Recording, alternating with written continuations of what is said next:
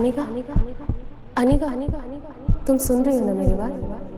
तुम माँ बनने वाली हो अनिका। डॉक्टर की ये शब्द सुनते ही अनिका समझ नहीं पा रही थी कि वो आखिर प्रेग्नेंट कैसे हो सकती है। अभी तो उसकी शादी को 24 घंटे भी पूरे नहीं हुए थे। मिस्टर गौतम गुलेरिया, मैं समझ सकती हूँ कि आप दोनों इस वक्त परेशान होंगे, मगर आप लोग कोई भी फैसला ले उससे पहले मैं एक बात बता दूं, प्रेगनेंसी 4 महीने पार हो चुकी है, so abortion is out of question. Impossible doctor, आपसे कुछ गलती हुई है। मैं प्रेग्नेंट कैसे हो सकती हूँ? अक्सर कार की बैक सीट पर बैठने वाले गौतम आज अनिका को पीछे बैठाकर खुद ड्राइवर के साथ वाली सीट पर बैठ गए थे, मानो ऐसा करके वो अनिका को अपनी नाराजगी जता रहे हों।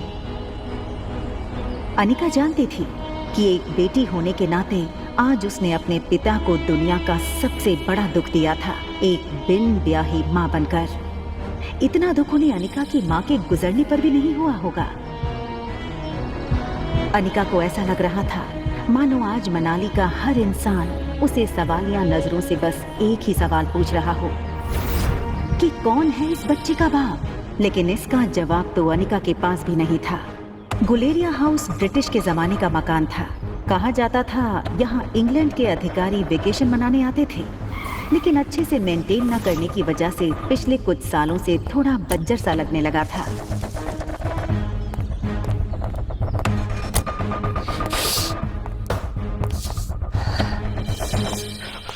अनिका कमजोर शरीर और भारी कदमों से गौतम के पीछे पीछे घर में दाखिल हुई।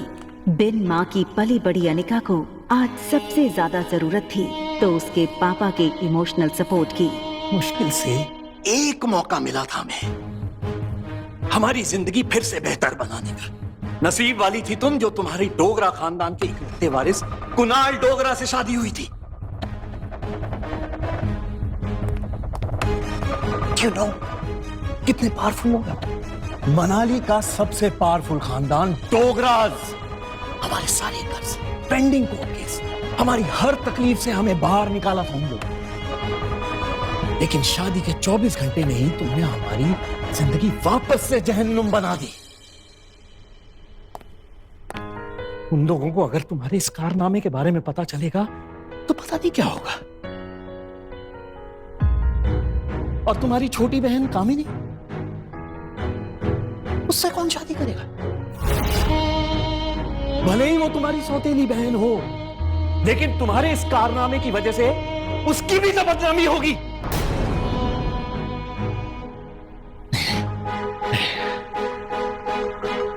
जब तक ये मामला खत्म नहीं हो जाता मैं कामिनी को और तुम्हारी मां मनीषा उसके भाई के घर भेज दूंगा। लेकिन आज नहीं तो कल सबको पता चल ही जाएगा।